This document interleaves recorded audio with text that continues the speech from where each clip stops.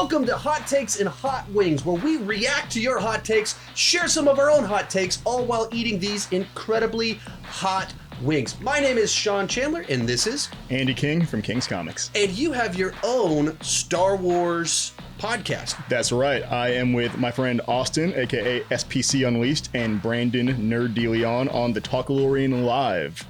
And this past Saturday, you painted yourself blue. That's right. I went full blue. I blew myself. That's one way to put that. I just blew myself. There's got to be a better way to say that. So, anyway, you love talking Star Wars. I love talking Star Wars. And we both love to torture each other. Yes. So, here we are again. Let's go ahead and get started with our first wing. This one, it's only 38,000 Scovilles. Okay, just a nice 38K. That's great. Woo. Love that. So we're gonna ding this, ding, and now let's go for it. All right.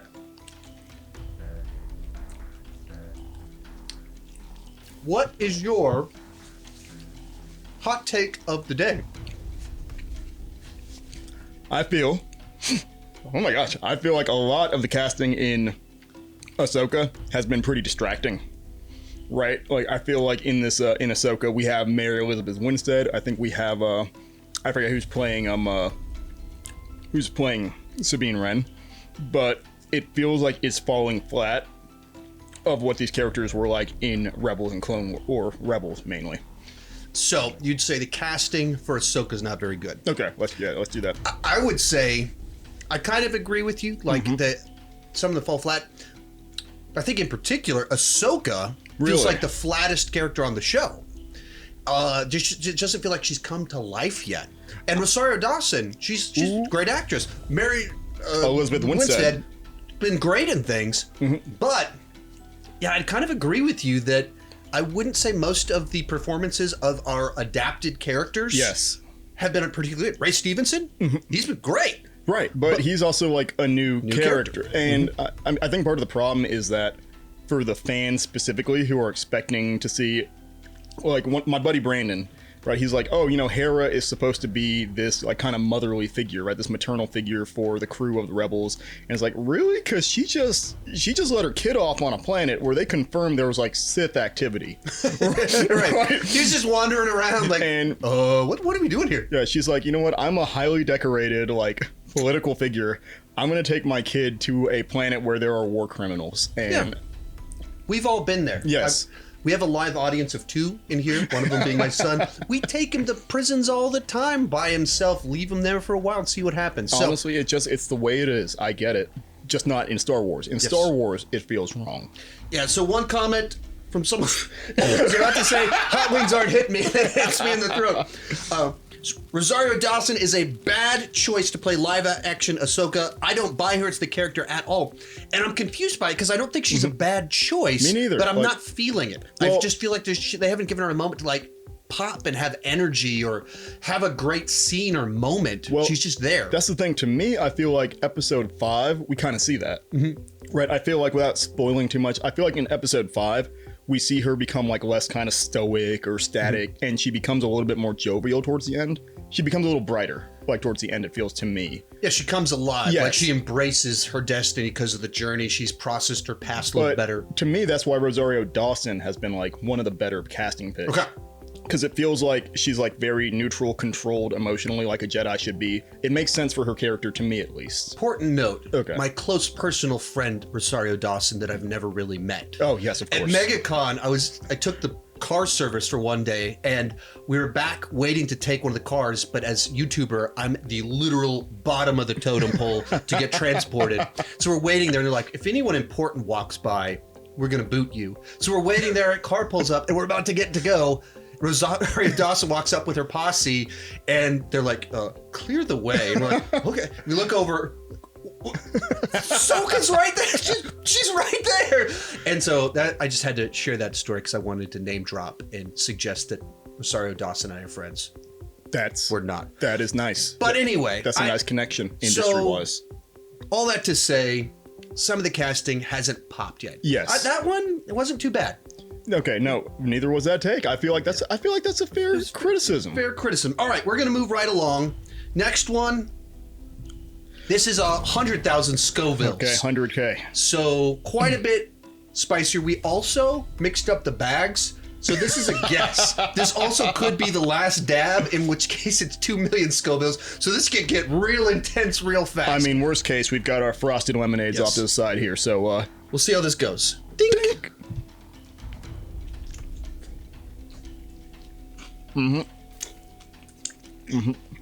Oh, you're looking good. Aaron Murphy says, my hot take is that all the Star Wars shows should have been made into movies as an attempt to ditch the formulaic beginning, middle, and end as we see in the trilogies, and you just kind of like have larger scale stories, clear up some of the filler. I would hard disagree. Really? Now, I would say totally would agree that there's too many. Some of these should have been. Yes. Like, I think Kenobi, that felt like about a movie's amount of story stretched out for 2-3 episodes too many. Mm-hmm. I think inherently part of what I like about The Mandalorian is that it is episodic. Yes. I think Andor, what I like about it is that it really leans into television of depth of character, depth of intrigue, and we'll get into Andor and some of these hotter takes in a little bit. But I feel like some of them should be, some of them shouldn't be. Maybe we shouldn't be doing nearly as many. I agree. Significantly fewer shows, but the ones that are designed to be shows lean into what television does well: depth of character, longer story arcs. What would you say?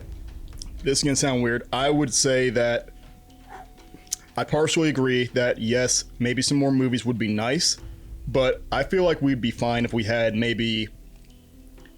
We could do more series, honestly, more series for all I care, but with less episodes. Less episodes. I know. I think Kenobi only has 6 episodes, and that's almost the problem. As soon as you get fewer episodes, shouldn't we just make this into a movie? But a lot of people would, and I think that's, to me, my thing, right, is like, I don't think everything needs to be... yeah, right? I don't think everything needs to be silver screen level. Like, not everything needs to... Because you look at Ahsoka, and some of these episodes look like movies. Right.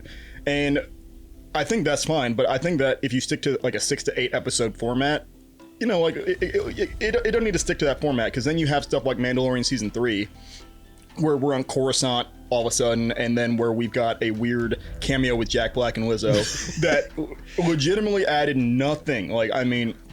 Yeah. And you have like wasted cameos. We can go into that on a different note. But still, I feel like you could have condensed that season ultimately into like maybe like 4 to 5 episodes, like with all the... Because then you have like episodes that are like 30 minutes or an hour and 7 minutes. You know what I mean? I would actually kind of hard push the other direction, especially with like Mandalorian Season 3. Part of the problem was they introduced ideas that had room to be developed and didn't develop them. Okay, everything Moff Gideon's doing with cloning, they like throw it, drop it in the last episode, and you're like, oh, that's really interesting. Why are we only spending 15 minutes on this and then doing a boss fight? And then even what they do with, like, they introduce ideas in the last episode and kill it immediately. Yeah. And I go, that right there, that's a whole episode's worth of ideas that should have been spread out over everything else. And so I just felt like they wasted the episodes they did have. And like the one on Coruscant, I don't think the problem was that content, but that the content was all in one episode by itself, where it just felt like, what? I don't care enough about this guy to carry an episode. What if you sprinkle that, find a way to sprinkle that as an ongoing subplot that maybe is kind of like the cold open on 3 episodes, developing this idea and taking some of the stuff with Moff Gideon, sprinkle it all throughout the season. But I think a lot of it was that. Like, I like in especially season 1 of Mandalorian, where... like episode 4, where Cara Dune's introduced, it's like a mini version of the Magnificent Seven, of these outsiders that are recruited. That's what I like about it, and that's what the show did really well, is it has this kind of lingering story, but really fun, simple, classic Western story templates as episodes. But to me, at the same time, right, that made sense for Mandalorian Season 1, where it is anthological. It's episode... I mean, yes, it's still connected, right? But... it felt like watching Firefly or something like that. Right. You know what I mean? Like, where it's a space Western. And that's exactly why I think it is good television. You could have done 16 to 20 episodes of that, and it would have made sense. But for seasons like Season 2 and 3, where there's kind of a clear start and finish of where you're going, like, oh, hey, we need to get him we need to get Grogu a Jedi. like apprentice, I mean a Jedi trainer or whatever, you know, like we need to reclaim Mandalore. I feel like you can consolidate that into either A, yes, make it a movie, make it its thing, or B, that could be like a 4-episode mini season. So I think I would point it at the writing though. Yeah, I think like I look at season 3 and I go, the problem is that it just was poorly written. And I think it's season 2, which is great, but there was some laziness in there. Of every episode is go to this place to meet the person, cameo, find out the next place you're supposed to go. That's half the episodes or maybe more of that season. And I think kind of tying into some of this, Michael, one of my supporters over on Patreon, said, Tales of the Jedi is great, and it shows what most of the content on Disney Plus should be. Stories that aren't required viewing or super long, but instead flesh out a certain character in ways that really mean a lot to Star Wars fans. And I think that's kind of where I'm in line with, of the kind of episodic approach, where let's take like Kenobi, for example. Like you have like kind of the two, you have like Kenobi and then you have like Lando. Lando was supposed to be a series and now it's a movie. Kenobi was supposed to be a movie and then it became a series, right? And it's like, either one of those could have worked, but at the same time, how much story do you really have to tell about Kenobi if it's all going to involve, because you've already expanded his story in like Clone Wars.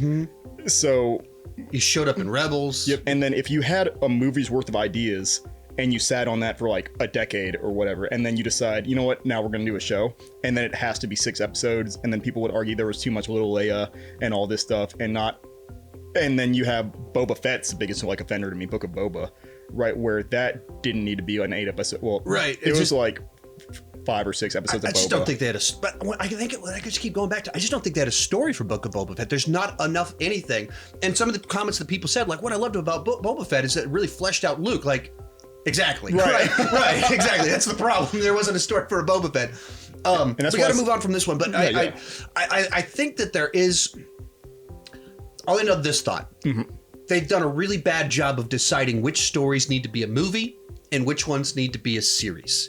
With Marvel as well. And they're just, Disney as a whole is really bad at deciphering that. They're really bad at figuring out the right number of episodes.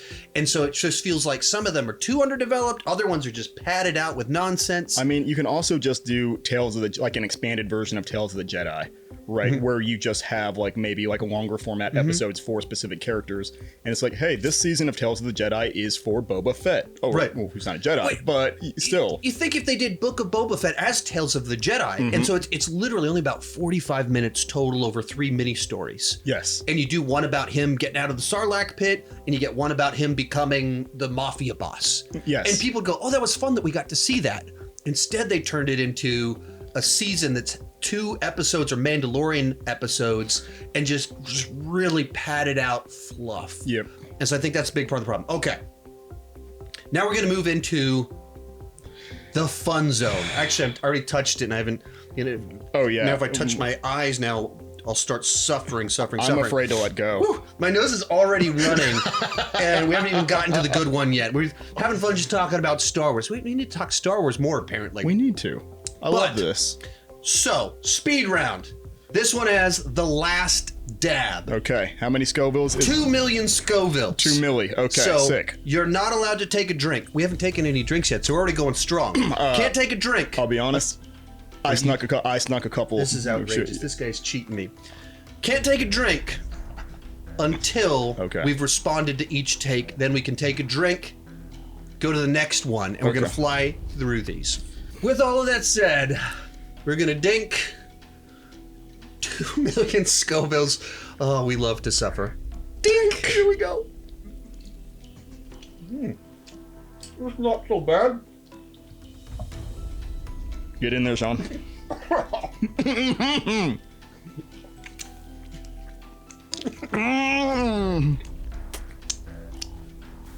All right. What to talk about. Media lover. Star Wars Visions is the best thing Lucasfilm has ever made. Oh, goodness. You want to go or should I? I can't think. Okay. Hey, man, I don't know if you like Star Wars or anime. Like, I feel like you're talking about something that's like 50 years old. Like, Star Wars is a franchise like close to 50 years old. If a bunch of anime adaptations of Star Wars content is the best thing that come out, you might just want to start watching anime. I recommend Jujutsu Kaisen, Gurren Lagann, oh my gosh, Demon Slayer, Bleach. Sean, you go.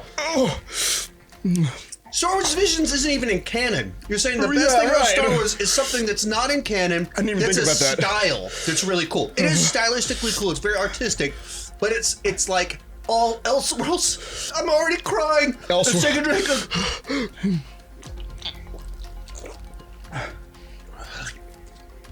Okay, I'm all better. This time's not so bad. Oh no. Oh, here we go. But look, with the exception of Andor, most Star Wars movies, most of the shows rely on good moments rather than an overall good story. I agree with that. Because like, people were really hyped on Cad Bane in Book of Boba. People were really hyped on Cad Bane and on Mando and the Darksaber fight and seeing Grogu return and Luke. So I think we've lost a lot of like the focusing on story and more so about cameos and nostalgia baiting. So he threw movies in there. I disagree. The movies have good stories. Okay, interesting.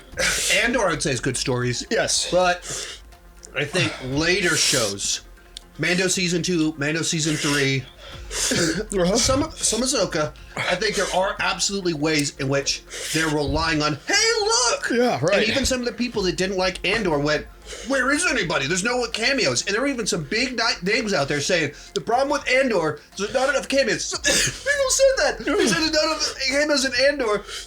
And you go, come on. That sounds like you don't want to move things forward. You don't want to hear new stories. You just want to be reminded of the past. Yep. Too much of Star Wars is reminding me of the past. Nostalgia baiting, right. Yeah. Oh.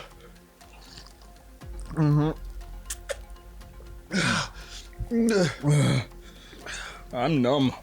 Yeah, I'm all good now. Andor is the worst piece of Star Wars ever. It lacks an intriguing story, not to mention that the pacing is too slow, doesn't feel like Star Wars, and fails to make me care about the characters. I wish I could say this is better than Kenobi, but it isn't. That's such a bad take. Like I don't mean to be offensive, but that's like just, you're comparing it to Kenobi. Oh my gosh, you're comparing it to Kenobi. You're comparing it to The Last Jedi. Heck, you're comparing it to the prequels. You're comparing worst Star Wars ever. Yeah, that's Andor. Just because something is different doesn't mean it's bad. But when you have something like The Last Jedi that like kind of destroys characters and character development, versus something that's establishing newer characters, like, come on. He says in there it doesn't feel like Star Wars. I think that's fair. It's not a classic hero's journey. It's not designed to be space fantasy with laser swords. There's not nearly as many aliens. That's a fair point. Okay. But man, just a level of intriguing story. It's a slow burn. Yeah. That's not going to be for everyone. Slow burn. So if it's not your thing, fair enough. If it doesn't feel like Star Wars, so you don't care for it. Fair enough. My son, who's right there, that's falling asleep while we're talking, he didn't care to watch it. Fair enough. At the end, like with the writing, it's good writing. Yeah. It's intrigue. It's a political thriller in the world of Star Wars with commentary. That's what Star Wars is supposed to be. Also, Star Wars is always about being political to an extent. So yeah, good Star Wars. Yes, exactly. So, I don't know. Just because it's not a space cowboy, space western, or like, I don't know. That's just a weird take to me because it's different. It's not bad. It's just different. Right. I feel like this is weighing down. Weighing down. Just need to spice my life up a little. Okay. Do you want to join me in this? Sure, man. I'll do it if you do it. I don't even know what I'm gonna. Yeah, dab me up. Dab me up. This is only 135,000, but it's The Bomb Beyond Insanity, which is well known to just be atrocious. Dink, the empty bone.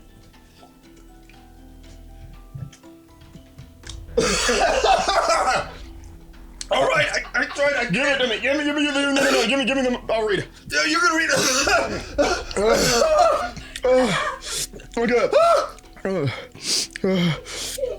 Okay, here's one. David Filoni is not a good live-action director. This is by @word4710. I would have agreed with this totally prior to episode 5.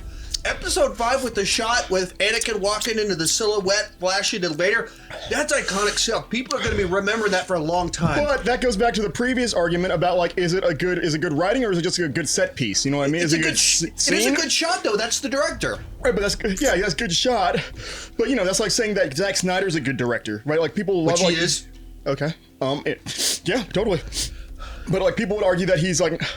Oh man, people would argue he's like a good director, but at the same time that he's more about like visual director. Yes, thank you. So is Dave Filoni maybe better at visuals than just like standard storytelling directing, live action wise? I would say most of the live action stuff he's done is very stale. You guys are hitting a remote, so it's making noise. But most of the stuff he does is very, very stale. So yes, this episode showed a different side. I need to see more to know if he's any good.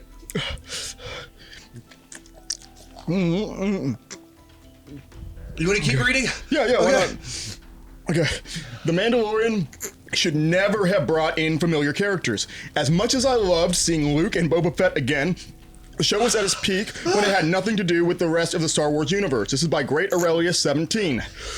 I think the problem with that, it always was tied to the bigger universe. There was Grogu as a Force user, and an Imperial was out to get him, to get his blood for the midichlorians or whatever they're doing for their cloning. So it always did tie in. Yep. I like the standalone stories. I don't think it needed to lean as much into Cameo Fest as it did in season 2 and 3, but yeah, I think I don't the think problem separating it is a good idea. Yeah, I think it just had too much. Like, I think Bo-Katan and then Luke was awesome to me, but I don't think it was a bad thing. I think it just leaned too heavily into that. And then when you have fun cameos like Christopher Lloyd, Jack Black, and Lizzo, that's when it loses the plot. Yeah, it's just silly. It ties into nothing. It's stunt casting. And it becomes distracting, kind of like how I feel about Mary Elizabeth Winstead being in. And someone in there also mentioned, was kind of thrown in there, about they didn't like that Luke showed up because it like cheapened. It was a cop out, so Mando couldn't be victorious. I don't know. The whole season was about a Jedi showing up. Who else would it be besides Luke? To me, that also helps because it shows emotional vulnerability for Mando's character, because he's in a vulnerable position as a stoic character, and it makes it so much more rewarding to see him take his mask off and part with Grogu. Right. Ugh, my lips are just tingling like crazy. Hey, this whole part hurts, like buzzing. My lips are going nuts. We only got one more. All right, my nose is running. I don't know if you guys can see this from the camera, but oh gosh, like there's a little snot dripping out of my nose. It feels like someone's got one of those like massage gun things, like just on my face. So keep things interesting. Final question. I'm not doing it. Ahsoka is extremely overrated in my opinion, getting a positive reaction because of fan service. I'm kind of middle of the road on that, like, where I think Ahsoka is shot fantastically. It's probably the best looking of the Star Wars live action shows. But I think right now, I think these next 3 episodes are going to determine whether it's overrated or not. Yeah. So I think we've kind of crossed the bridge, like crossed the Rubicon on all the fan service stuff for the most part, other than Thrawn and Ezra.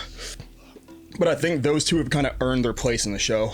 Whereas Hera and Chopper and Jason just felt like kind of they were just being drug along.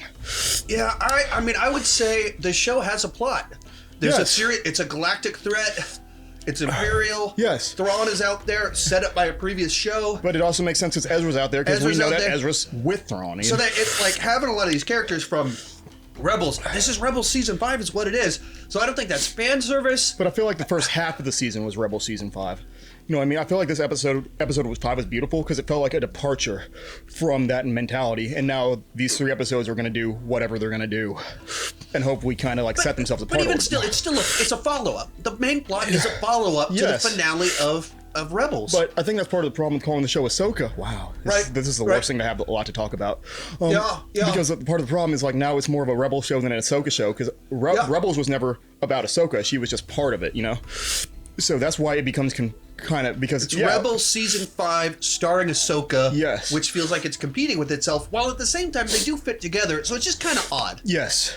And that's where episode 5, which can be the fan service to the episode, because it does this long flashback-ish thing with Anakin, that's the thing that's the most fan servicey, and at the same time, the most important to develop her character. Yes. And so I would say I wouldn't call it fan servicey. I think I have some issues with it, but they're more writing issues. I think it has a story that works. Right now, I'm faded. Yeah. I'm good to go. I'm become death destroyer of wings. Whew.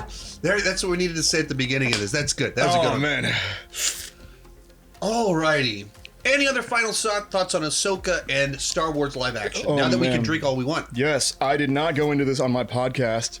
I think like you have to like watch these episodes. When you watch these episodes and you do a podcast with people who are like hyped about the same stuff you are, it's hard to separate yourself from it a little bit.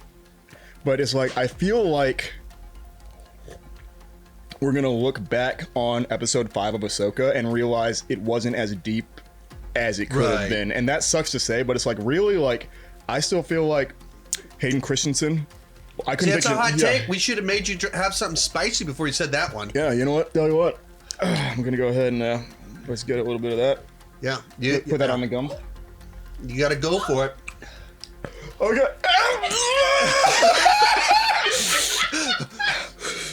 Like I was like, oh, that was really good, and there's some great shots, there's some great moments. Great to see Hayden again. But I go on Twitter. Yeah. People are like, this might be the best thing Star Wars has ever done. And that's where it's rough to me is because it's like really, I mean, if you like look at, he probably had like a minute and a half of dialogue total. Right. It's like, and he has a lesson to teach Ahsoka. I'm sorry. Yeah, you could go for it. Yeah. Mm-hmm.